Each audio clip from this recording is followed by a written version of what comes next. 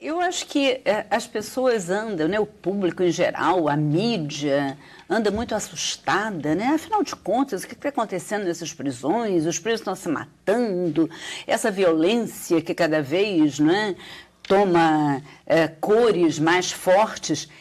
O Brasil é um país que tem uma lei que se chama Lei de Execução Penal, que é uma lei de 1984.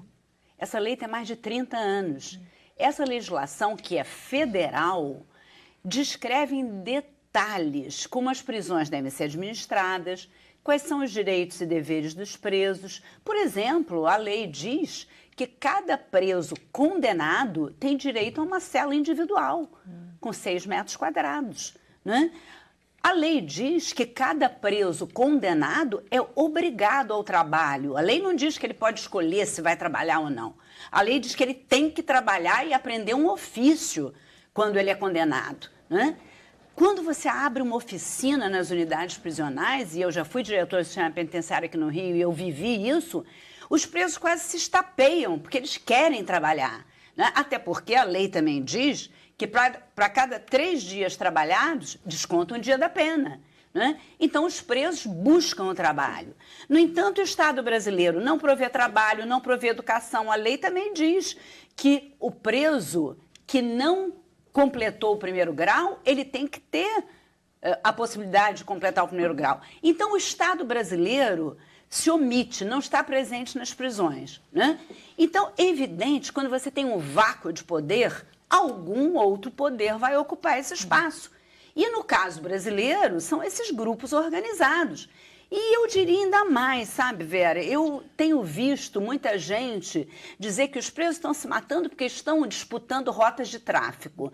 Isso é uma disfarçatez. Isso é uma disfarçatez do governo brasileiro, inclusive, e dos governos estaduais, dizerem que esses presos estão se matando porque estão disputando rota de tráfico. Eles estão se matando pelo controle das prisões, porque controlar as prisões é um grande negócio nesse país. Gera lucro e é um espaço em que soldados são recrutados, né, para suas ações dentro e fora dos muros. Em que sentido gera lucro, só para eu entender? Olha, se você, enfim, há um filme aí que até vou falar que as pessoas devem aguardar, porque vai ser um grande filme, um filme sobre o Presídio Central em Porto Alegre, né? Que é uma das vergonhas desse país. Então, ali fica muito claro o que gera de lucro para a liderança da cadeia dominar aquele espaço. Porque eu tinha a sensação que esse grupo, por exemplo, que está gerenciando as cadeias, eles tinham um lucro, sim. Porque se pagava-se 5 mil para cada presidiário, e se ele lucra milhões e milhões e não dá nada para os presos... Isso é uma parte. Isso é a gerência. Você está dizendo que não. Parte. Dentro do presídio... Dentro da cadeia existe um comércio, né? Comércio de todo tipo, né? Então, esse filme que eu espero que muita gente veja, que deve ser lançado brevemente, sobre o Presídio Central em Porto Alegre, é um filme recente, né? Um filme muito bem feito. O filme mostra, quer dizer, a cúpula desses grupos organizados, eles lucram dentro das cadeias, eles lucram até proporcionando, né, uma vida melhor para presos que podem pagar. Então, as famílias, né, têm que contribuir mensalmente, quase que para manter o seu familiar vivo ali dentro. Então, o que a gente não pode esquecer é que esse país é o país da ilegalidade, né? Homens e mulheres são condenados porque cometeram crimes e eles vão viver em espaços onde a lei é desrespeitada 24 horas por dia. Nós temos 40% dos presos no Brasil são presos aguardando julgamento. Isso é uma vergonha, isso é um escândalo, que o ministro da Justiça devia estar preocupado com isso e não preocupado em fazer mais cadeia, né? Ele está querendo construir mais presídios. Ele devia estar preocupado em fazer cumprir a lei, porque 40% dos presos brasileiros não estão condenados, né? E a gente já fez pesquisa aqui no Rio, Vera, e a gente provou, por pesquisa aqui no Rio, que a maior parte desses condenados... desses presos aguardando julgamento, quando eles vão a julgamento, eles não são condenados a uma pena de prisão. eles são ou absorvidos, ou eles recebem uma pena diferente da privação da liberdade. Então, eles estão presos ilegalmente.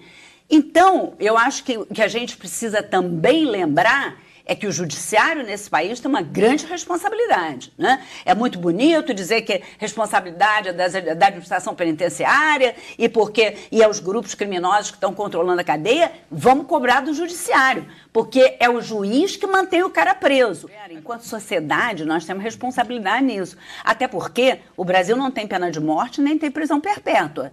Quer dizer, se a sociedade brasileira está interessada em que a lei seja mudada, então vamos aí fazer um esforço para a lei ser mudada. Mas, por enquanto, a lei brasileira diz que não existe prisão perpétua, não existe pena de morte.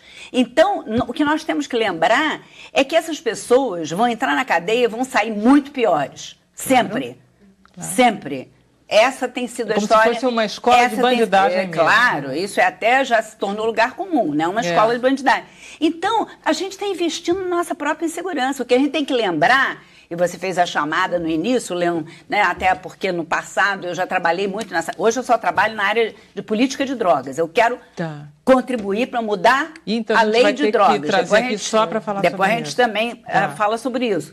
Mas a questão é a seguinte, quer dizer, o que a gente esquece é que essas pessoas vão sair da cadeia, essas pessoas estão lá por um período de tempo, e se a gente não, contribuir enquanto sociedade, exigir que a lei seja cumprida nesse país, né? Nós estamos investindo na nossa própria insegurança, porque essas pessoas vão sair piores. Existia um ministro da Justiça, Vera, que dizia o seguinte: a prisão é uma maneira cara de tornar as pessoas piores. Então, enquanto a humanidade, né, não conseguir inventar uma forma de controle social eficaz, né, e que não produza tanto mal, vamos reservar as prisões para aquele cara que é violento, ou aquela mulher que é violenta e que é perigosa, que se constitui numa ameaça concreta ao convívio social. Todos os outros podem ser punidos de outra maneira. Eu não estou defendendo a impunidade, não estou defendendo que quem comete crime, afinal de contas, ele tem uma lei que precisa ser respeitada.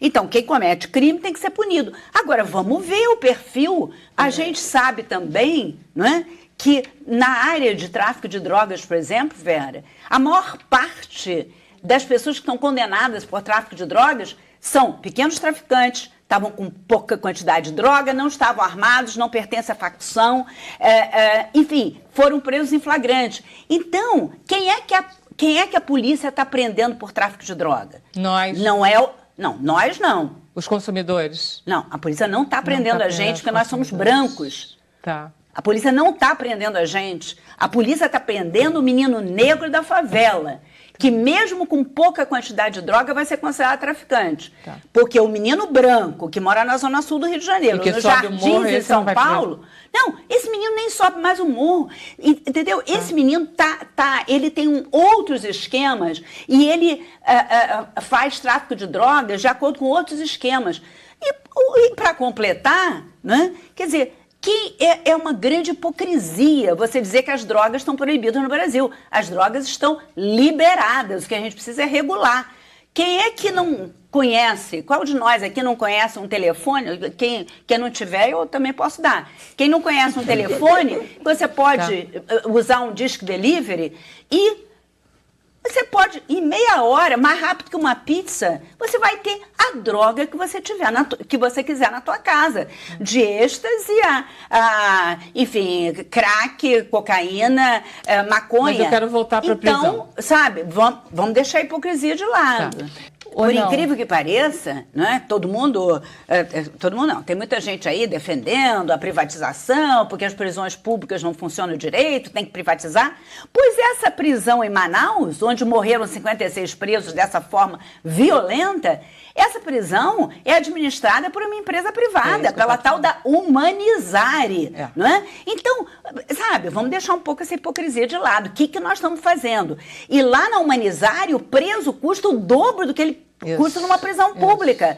Quer dizer, a Humanizare estava lá dizendo que controlava uma cadeia, né? Quer dizer, e claro que não controlava. Os presos, né, realmente já tinham tomado conta do pedaço, né? E a um custo, né, que era o dobro do que o custo médio num preso no país. Quer dizer, e a situação de Alcaçuz agora? Né? E Alcaçuz agora? Pois é, Alcaçuz, você vê as fotos, até aí apareceram aí as fotos, apareceram? Né? Alcaçuz, há algum tempo, não tem mais portas, celas. Isso. Quer dizer, grades, as celas. Quer dizer, numa última rebelião, que eu já nem sei, a gente não consegue, né, acompanhar, numa última rebelião, os presos arrebentaram todas as celas. E ficou por isso mesmo. Porque convém ao poder público deixar a chave na mão do preso. Diz, olha, se vira aí, se vocês quiserem se matar, problema de vocês. Só que o Estado brasileiro é responsável por quem é privado da liberdade, né? Quer dizer, se alguém entra na cadeia e a pessoa entra na cadeia viva, né? Tem que sair viva. A responsabilidade é nossa enquanto sociedade. Quando a gente fala responsabilidade do Estado brasileiro, responsabilidade é nossa enquanto sociedade. Quer dizer, ou a gente realmente leva, sabe? E outra coisa, né? Para completar isso. Quer dizer, essa história de que, deixa eles lá, eles se matam lá, é problema deles.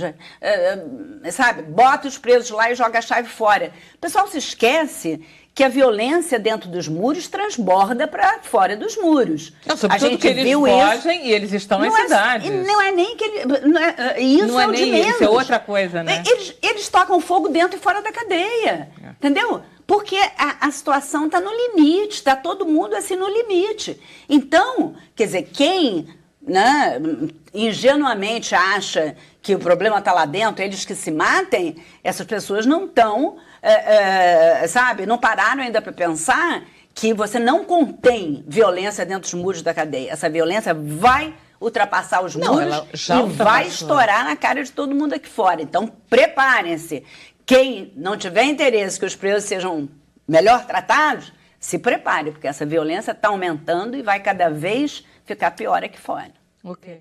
O que eu gostaria, Vera, é de ver, sabe, que essas tragédias que aconteceram em Manaus, em Roraima e no Rio Grande do Norte não saíssem da retina da população, sabe?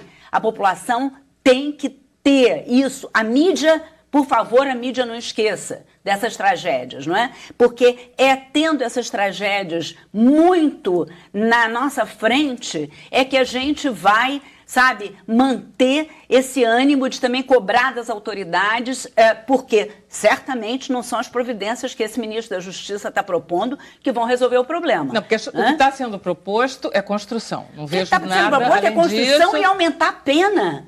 Ou então, sabe, fingir que está invadindo Alcaçuz, porque não está invadindo Alcaçuz, estão deixando as coisas... E o Plano Nacional de Segurança Pública proposto pelo ministro da Justiça, Alexandre de Moraes, né, é um plano mirabolante, é um plano que eu já critiquei publicamente, ele não gostou, né, e aí ele disse que eu era rasa e despreparada, porque ele não gostou das minhas críticas. Então, agora, o interessante é que de lá para cá, desde o dia em que eu verbalizei publicamente minhas críticas, ele tem sido bombardeado, né, quase que diariamente com o Plano Nacional de Segurança Pública dele, né, porque ele propõe mais presídio, ele propõe aumento de pena, quer dizer, sabe, o plano não consegue realmente articular um trabalho em que você... Por exemplo, a ministra Carmen Lúcia está interessada em encaminhar a solução, né? Agora, o ministro da Justiça, né, devia deixar a vaidade dele de lado e sentar com a ministra Carmen Lúcia e realmente estudar, né, uma maneira de desafogar essas prisões, tirando da prisão quem não